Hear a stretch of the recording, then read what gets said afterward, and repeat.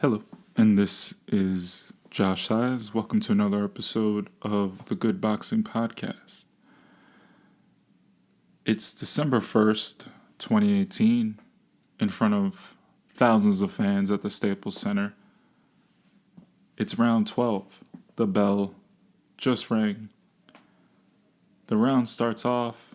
Tyson Fury's pitching a phenomenal performance after a really long layoff and essentially spiraling out of control. He was a huge underdog.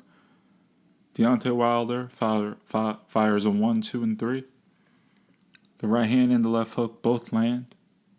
Down goes Fury. The referee gets all the way up to 7. Tyson Fury looks like he's dead. Looks like he's not going to get up. And miraculously, from God knows how, from the depths of hell, Tyson Fury stands up, gets up. Jack Reese says to walk side to side, and he does. And this is essentially the downfall and the beginning of the downfall of the Bronze Bomber, Deontay Wilder. Forward a few months earlier, Deontay Wilder's the darling of the heavyweight division. It's been years since there's an American heavyweight that's dominating the heavyweight division.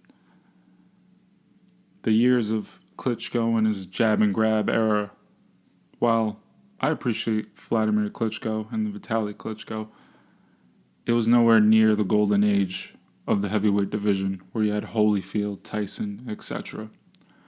So to have a heavyweight that's knocked out every single opponent he's been in the ring with. Yes, he didn't knock out Berman Stavern in that first fight, but in the rematch, he did. Deontay Wilder is impeccable, hasn't lost. Sure, he seems valuable. He's been rocked by Luis Ortiz. He was rocked by Spelka. He struggled and got a little wild against other fighters. And the true limits was the depths of how far Deontay Wilder can truly go. Sure, he's limited, but he has the ultimate eraser, that right hand. On this fight, December 1st, it was no different. It seemed as if the path of Deontay Wilder was going to be cemented even further. He was struggling. He looked boxable. He looked fallible. He looked weak at certain points. But he dug down, did what he always did, and relied on his eraser. That right hand, that left hook landed. It seemed like it was over. Tyson Fury's comeback story was supposed to end that night. Was he supposed to get up? Based on the eye test, I don't think so. But after the fight, it ended up being a win-win for everyone. The heavyweight division seemed to have another darling to add to the entire mix. Tyson Fury, Deontay Wilder, and Anthony Joshua. 3 darlings of the heavyweight division that could potentially unify all the belts. And they would essentially create a new golden era for the heavyweight division. 3 champions, potentially, that could fight one another, do a round robin, have trilogies. The stage was set. The image of Tyson Fury getting up off the deck became a meme. It went viral.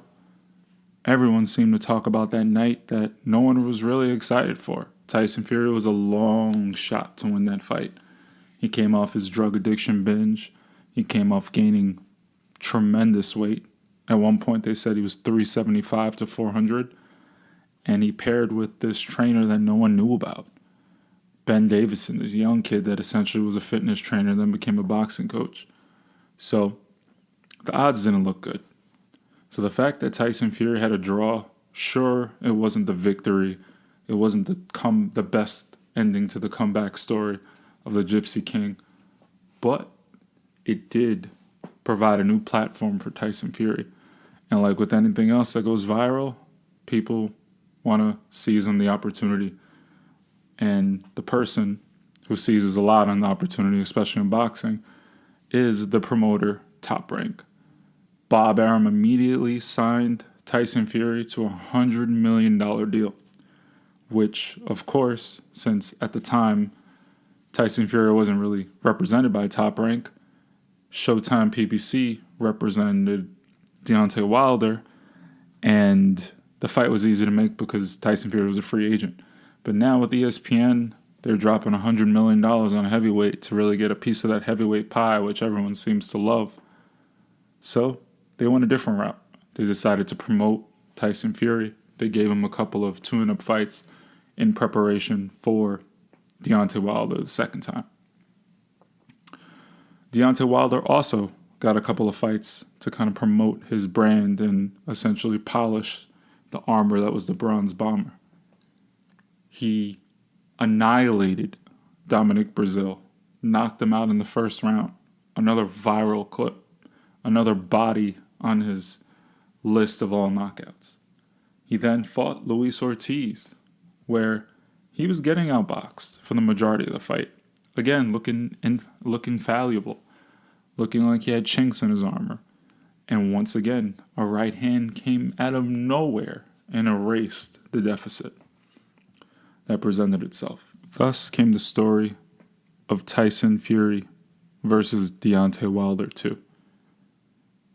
Otto Wallin, a sturdy heavyweight based out of New York, stepped up to fight Tyson Fury. Tyson Fury was supposed to have a showcase.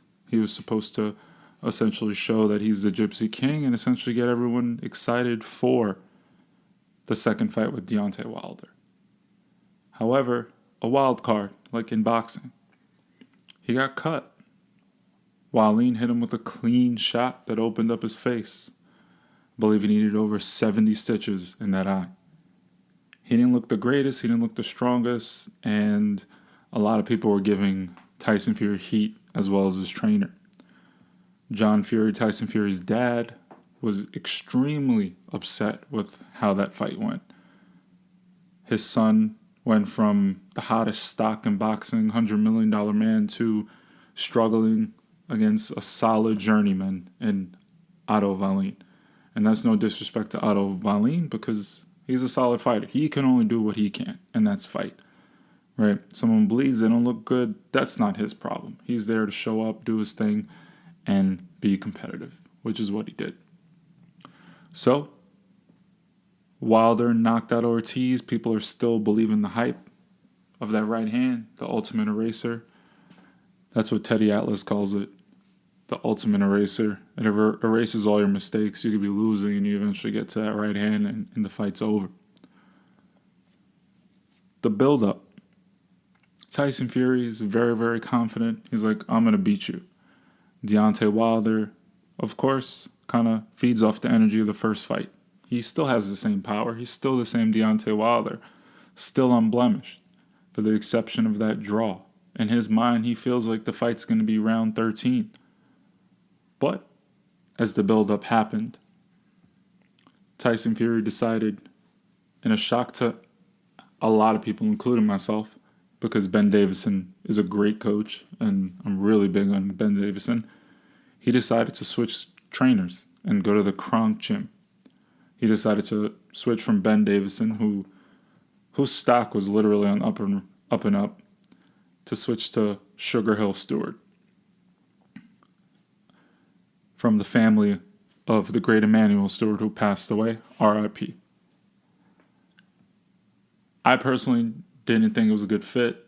They were talking about they want to knock out Deontay Wilder. They were going to come out and try to knock him out.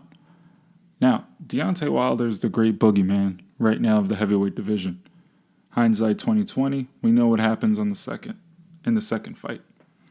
But at the time, it seemed crazy to even think about stepping up to Deontay Wilder and fighting with him. But Tyson Fury saw something in that 12th round. That same moment of weakness became a beacon of hope for a new game plan that would overtake the Bronze Bomber. He claimed he wanted to knock Deontay Wilder out. And Deontay Wilder didn't think that was true. He thought it was gamesmanship. They were both talking so much. Deontay Wilder said he's going to feel the wrath of the Bronze Bomber. In saying this, though, Tyson Fury did say something, which, truthfully, looking back, hindsight 2020, was the first foreshadowing of the ultimate demise of what came of the Bronze Bomber. He said, "I'm not an alter ego." He goes, "I am the Gypsy King.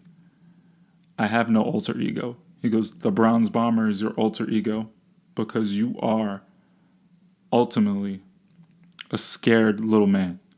Now, you're talking to a huge 6'6", 225-pound guy that's knocked out every single person that's in front of him. But hindsight 2020, that is a bit of foreshadowing to what happens. So the second fight comes. First round, Deontay Wilder comes out trying to finish what he left off. He came out with a jab, threw the only right hand. Connected slightly, but Fury looked away, looked it off, ate it, and started to apply pressure. He ends up knocking Deontay Wilder down. He busts his eardrum, drops him several times, and eventually, out of care for his fighter, gets the towel thrown in, and the trainer retires the fight. Little do we know, after this moment, after Deontay Wilder's first loss, would we see the demise of one of the most feared heavyweights of our time. Truthfully, I'll never forget how I felt that night. I sat down on the couch next to my fiance, and we just stared at each other like, whoa, what just happened? My friend Chris, we were watching it in his apartment on the projector, was like, wow, you really wanted Fury to win and you thought he was going to win, but I'm sure you didn't see that. I was like, absolutely not. I don't think anybody saw what unfolded that night happening. Fury essentially knocked out the boogeyman of the heavyweight division, the man with the power, the man that nobody wanted to step to. Nobody wanted to fire with him because he had that ultimate eraser. What unfolded next is pretty much what kind of is disheartening. Immediately after the fight, rumors unfolded that Mark Breland, Deontay Wilder's trainer, was banned from the locker room. They kicked him out the locker room. They didn't allow him to go into the room. Didn't allow him to be around anyone. Yet, no one could explain why. No one wanted to openly say why. Deontay Wilder was very, very upset that Mark Breland threw in the towel. As a coach myself, and this is an anecdotal piece of evidence, your job as a coach is to look out for your fighter, especially if you've taken them from the bottom and brought them up to the top. Every person wants to say they want to die in the ring, but truthfully, you don't ever want to see that person that you've spent so much time with, put so much work into, essentially someone you love, someone that's your family, someone you feel responsible for, to die.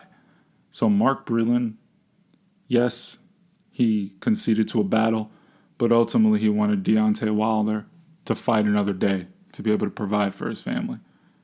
He wanted the Bronze Bomber to fight again one day. I can forgive him. I understand how he felt. Deontay Wilder, I understand that he just took a loss. He's emotional. You just tasted your first professional defeat. In his mind, he never thought he would lose. When you have that you have that aura of invincibility that no one can beat. You feel like you don't have any flaws. You feel flawless. But Tyson Fury exposed that. The better man won that night. And truthfully, with the landscape of what happened, with Anthony Joshua losing, with Deontay Wilder losing, there was one clear heavyweight that was the champion, and that was Tyson Fury. Just to fast forward a little bit back to Tyson Fury versus Deontay Wilder 1. One thing I forgot to mention, and again, Hindsight 2020, this was foreshadowed. After the first fight, I didn't think there were that many excuses. You can literally say, hey, I didn't think he was going to get up. I thought I won the fight. It ended up being a draw. People thought Deontay won. Some people thought Tyson Fury won. That knockdown doesn't happen in the 12th round. Tyson Fury wins that fight. We all know this, but people around Deontay Wilder and people that support him, I totally get that. We all have a bias. Certain people like a certain style of fight. Some people like more aggression. Some people like boxing. So the fact that you can argue a draw, either side won't be right or wrong. And truthfully, does anyone hurt? Does anyone get hurt in a draw? It was a good fight. We wanted to see it again. So it basically sets up a perfect rematch, right? In theory. One thing that I kind of didn't think about, and now knowing how things are unfolding, it made so much sense. After the first fight, there were videos that were posted that Deontay Wilder thought the ref gave 14 seconds for Tyson Fury to get up. Now, the 10 count isn't 10 seconds. So people are trying to argue like, oh, it was 14 seconds. Yes, the 10 count is supposed to be 10 seconds counted. But the ref counts. Somebody gets up. They see if you're okay. And then if he feels you're able to continue, you're able to continue. It's not, hey, you fall. Deontay Wilder wasn't in the proper corner. The ref told him, hey, go to the corner. That's a few seconds. Then he counted. Then he tried to say, oh, he was giving him chances. No, you have to give him the sideways, side-to-side test. The ref does that to make sure that you don't just stand up and then when you take a step, you fall. Tyson Fury passed it.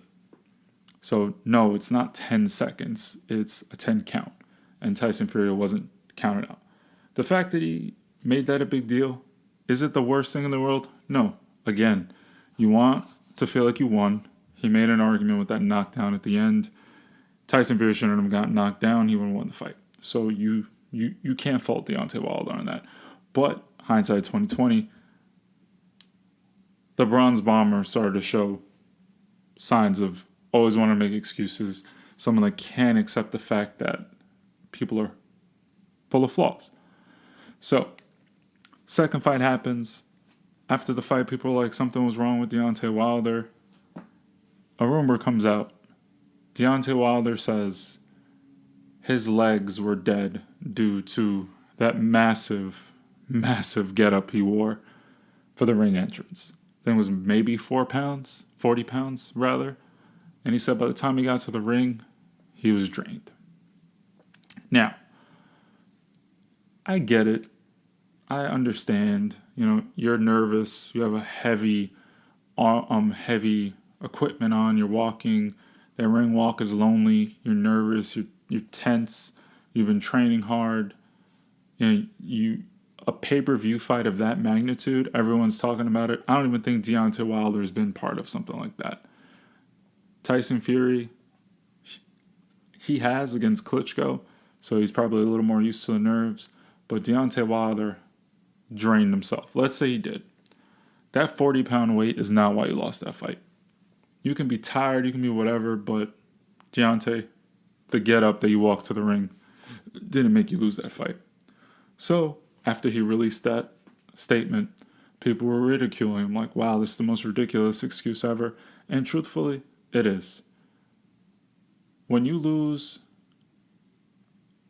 I hate saying this, but at the time when Anthony Joshua lost, he was getting clowned. He became a meme. They shared how he essentially was in the ring, got knocked out. His soul got knocked out of him by Andy Ruiz. His soul walked to the airport and rode his way back home to the UK. He had to get so focused, isolate himself, go back to the drawing board, redeem himself. And as much as I didn't like Joshua, I really learned to respect him. The way he took his loss, came back, and redeemed it is the way you should textbook take a loss and redeem it. He didn't talk. He just said, hey, look, I'm going to fight. I want a rematch. And that's it. Deontay Wilder, when you say that it's your armor why you lost or whatever you wore to the ring, that excuse is ridiculous. It's just inexcusable. So Deontay Wilder then decided to stay quiet. He completely went quiet, and I thought, hey, maybe he's dealing with his loss. He's going to spend some time with his family. COVID hit. It was the last big fight of the pre-COVID era. So I figured maybe he's going to take some time, redeem himself, get his mind right, and come back. One day, I'm searching YouTube, listening to a couple of good podcasts and boxing channels. I came across a couple channels that mentioned Glovegate. Now, sometimes a lot of channels and there's clickbait and they have, conspiracies online about boxing and how X person cheated and whatnot. So this isn't really a surprise, but the fact that this was about the Deontay Wilder and Tyson Fury fight, I immediately knew where it came from. Evidently, a couple of boxing channels started spreading the rumor that Tyson Fury's gloves were tampered with and they removed the padding or they manipulated the hand so Deontay Wilder wasn't getting hit with a fist. He was getting hit with something else. Now, in boxing, this scenario occurring is almost impossible. One, if you punch with your palm or whatever it was that he said he did, you're going to break your hand. Period. You can't have your knuckles by where the laces are and you punch someone and you're going to hit. No, that's just not going to happen. Especially not when the ref is touching your gloves. At the end, people see you wrap your hands. People see your gloves. The ref touches your gloves. They approve the gloves beforehand. They make sure everything is not tampered with. Especially after the whole Louis Resto situation where he beat that kid and he ended up killing himself. They are really, really stringent about inspections of gloves and tampering. So immediately I'm like, this is nonsense. There were photos of knuckles being exposed in the gloves. Come on. This is nonsense. So immediately I knew that probably came from the Deontay Wilder camp. Sure enough, another excuse by the Bronze Bomber. I couldn't believe it. Then a few months went by. No one's really talking about it anymore. And sure enough, on one of the biggest fight nights of the year, Deontay Wilder releases a video. Now, in this video, when I tell you, it is the most ridiculous video to kind of accuse someone of nefarious activity in a fight. He has this video where, whatever you believe in, that's fine by me, but he's quoting scripture, he's saying all these things, and some of the most scathing comments he made were, one, Mark Breland was a treacherous trainer that essentially, one, threw in the towel because he was on Fury's side, and secondly, decided to spike his water with a muscle relaxer that made him tired and his feet off. Now, was it the suit or was it the fucking muscle relaxer? Which is it? Now he's tired because of a suit, but before, now it's a muscle relaxer rather, and then before it was a suit. Come on, you're crazy. Then, two, he mentioned that Tyson Fury had an egg weight in his hand. Now, how are you going to have an egg weight in your hand? An egg weight is a pound each hand. The referee touches your gloves. How are you going to punch with the egg weight in your hand? And no one's going to see. It's ridiculous. First it was the hand manipulation, now it's an egg weight, and he said it caused a dent in his head. You know what? You got punched in the face by a 295-pound man, 287-pound man. I think that's what busted you up and busted up your ear. It wasn't an egg weight. It wasn't anything nefarious that occurred. It wasn't a muscle relaxer that hit you on the head. It was Tyson Fury. Now, with these allegations coming out from the Wilder camp, what happens? Tyson Fury essentially says, you know what? I'm not waiting for you to fight anymore. Deontay Wilder pushed the fight back several times. Tyson Fury wants to move on. Deontay Wilder goes, no, we have a rematch clause. Tyson Fury goes, I don't want to wait for you anymore. He comes out with these allegations. Now, what would you do? Like, really think about it. I know if someone accused me of some sort of shady criminal activity, because if Tyson Fury did do that, he deserves to go to jail. Hands down. You're assaulting someone, you're doing things of that nature to risk someone's lives with an egg weight. That's assault. Like, it's not a game anymore. You need to go to jail.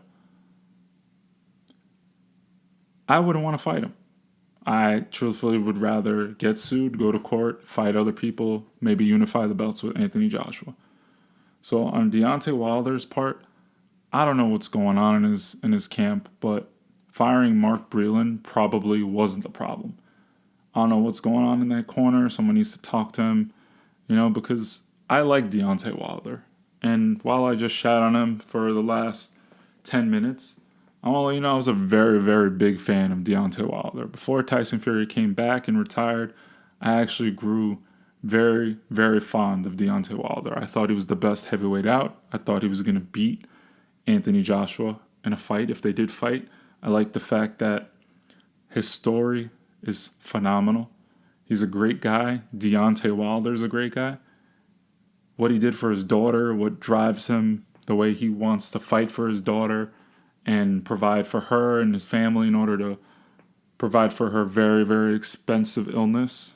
I believe it's spina bifida. I think what he's doing is great. He's a man of God, doesn't really get into trouble, he's the poster boy of the heavyweight division. So when all these things came out and the way he acted after, I don't blame that on Deontay Wilder. I blame that on his ego, his alter ego, the Bronze Bomber. And Tyson Fury nailed it. Hit it right on the head. Deontay Wilder's alter ego is what's not accepting this loss. I personally feel Deontay Wilder is not a one-trick pony. Sure, he has power in one hand. Sure, he started believing in it. But to say that in a third fight, if he took some time, maybe got a couple of fights under his belt to polish certain skills, work his jab, maybe fight someone tall so you get that look to kind of adjust, maybe get taller sparring, get guys that are long. But he has tools. People say he can't jab. Watch the Berman-Stavern fight. I just happen to think that you can't out-jab Tyson Fury. He's tall. So it's a weird look for someone who's not experienced fighting someone taller than him, because he's 6'6". And it caught him by surprise that he came forward. So I think it was more a tactical thing that, he can work on his basics and see what happens. But a third fight would be interesting. But now you don't make a case for yourself. You essentially got a draw the first fight, got knocked out the second fight. You say it was tainted. You said he cheated. And then for a third fight, you come out with these allegations and you want to fight. The guy's not going to want to fight you. I don't blame him. But what I do hope, and I really do hope for this, kill the Bronze Bomber. Sure, it's a name, but kill that ego. Get back into the gym. Work on your craft. I'm not saying you have to stay with Mark Breland, but Mark Breland's one of the most kind, gentle guys in all of boxing. I've met him several times at a couple of amateur shows and seen him at a couple of pro fights. And you talk to him, very warm, very kind, very soft-spoken. I don't see what they're accusing of him in that. I could be wrong, you never know, but I doubt it was Mark Breland that spiked their water with a muscle relaxer. I think Deontay Wilder lost that night, and I think Deontay Wilder, the one that cares for his daughter, the one that works hard for fighting for his future and the future of his family, the one that took himself from the dirt in Alabama all the way to the top of the heavyweight division and to be the most feared man in the heavyweight division. The the horse that the Americans would ride in the heavyweight division. I still think he can come back.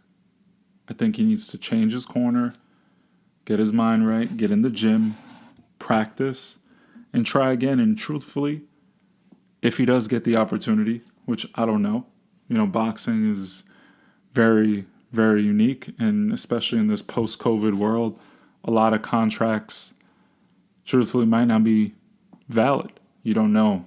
There may have been a time frame. So I don't know what's going to happen. I'm not a lawyer. I don't do boxing contracts. But if there is a third fight, even if he doesn't win, he can still live to fight another day. And I think he should thank Mark Breland for giving him the opportunity to even talk about having a third fight with Tyson Fury or anyone he fights. Because if he allowed him to go out there and just get brutally knocked out, who knows if he would ever be the same. Because based on what happened now, where he, had a towel thrown in, and the way he's reacting, if he got knocked out, God knows what he would say. So I really am rooting for Tyson Fury, Deontay Wilder 3. I think Tyson Fury should give him a chance. But if he doesn't, I understand. I think Tyson Fury, Anthony Joshua is a bigger fight, a more meaningful fight. But I do think Tyson Fury got an opportunity from Deontay Wilder when he was in the slums of his life, where he was not in boxing, wasn't really fighting, was doing drugs, was overweight. And Deontay Wilder told him to get his ass back in the gym and work for a title shot. So he may not owe him contractually because now the position's different. But like Deontay Wilder mentioned, be a man of your word. I gave you an opportunity when no one would. And maybe he should give him a chance. If all these allegations get cleared up and he rescinds them or whatever it is he wants. But the beautiful part about this is the heavyweight division is very interesting again. Andy Ruiz beat Anthony Joshua, showed Anthony Joshua is not invincible. Tyson Fury beat Deontay Wilder and showed the world that Deontay Wilder is not invincible. Tyson Fury was dropped by Deontay Wilder. Tyson Fury got cut by Otto Wallin. Again, not an invincible fighter. So we have a bunch of heavyweights that are not invincible. And when they fight each other, sparks are going to happen. I think Tyson Fury is a notch above the other two, but styles make fights. You never know what could happen. I think Anthony Joshua versus Deontay Wilder is still a very good fight. I think if they put that fight together, Deontay Wilder beats him. Maybe he gets a third fight with Tyson Fury.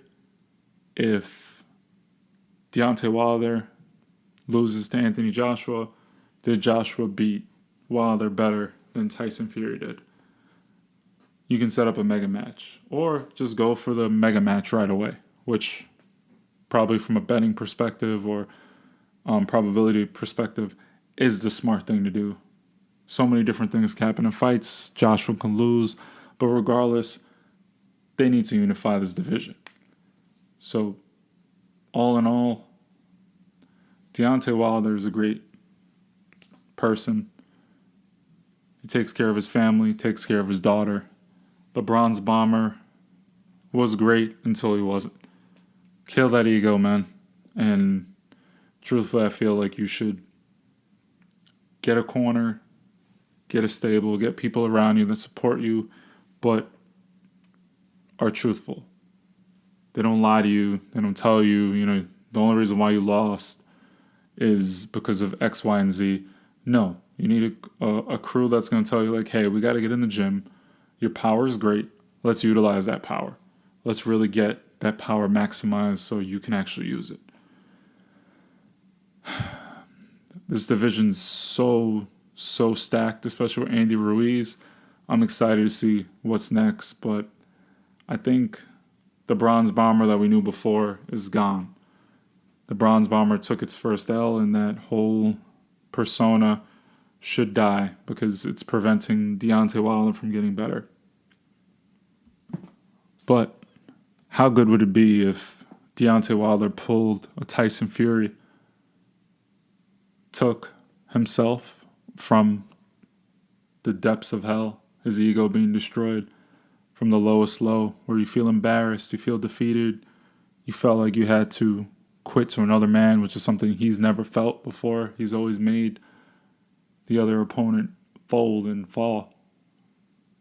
What a story would it be for him to get back up and rebuild himself, rebuild a better version of Deontay Wilder. And I'm looking forward to seeing it. Like, I'm trying to be as objective as possible. I do like both fighters. I do like all the guys at the top of the heavyweight division. Anthony Joshua is probably my least favorite, but after him losing, I respect him a hell of a lot more because this is a hard sport. People are with you when you're at the top. Your team's going to tell you more often than not the truth, because a lot of people in your circle want to benefit off of you. So the fact that you can get a team around you, similar to Anthony Joshua, that tells you the truth, like, hey, this is how you win. Don't get caught up in this. Let's work on this and improve and come back and just handle your business. I'm all for it. So Deontay Wilder, I hope you sit down, go to the drawing board, get that jab going, get that right hand going, off the jab, get the hook going. You have multiple punches. A right hand is great, but you have more punches, man. Go out there and show it. You're an Olympian. Go out and show it. I know you started late, but I think you started getting caught up in your own hype, which is normal. You had that aura of invincibility. Nothing wrong with that. But get back to the gym and just get to the drawing board. Win or lose, just get better. Your career is not over. There's still a lot of heavyweight fights you can make. You got Andy Ruiz. You got Anthony Joshua you can fight potentially still. You have Pulev. You have Dillian White. You have Povetkin. There's just so many fights out there that you can do well and develop. Go out there, take your loss, go back to the drawing board, and good luck. You're a great man. You have great will. What you did for your daughter and your family and your career is fantastic. Keep that going. Just the Bronze Bomber, all these conspiracy theories. I don't know. If it ends up being true, I'll recant everything I said. But if it's not, that's just you not being able to look at yourself in the mirror and truthfully know that someone beat you, which is the first step when you want to get better. This is the Boxing Podcast, and this is essentially a downfall of Deontay Wilder, ex-Bronze Bomber. Deontay Wilder's a great guy. The Bronze Bomber is not so much.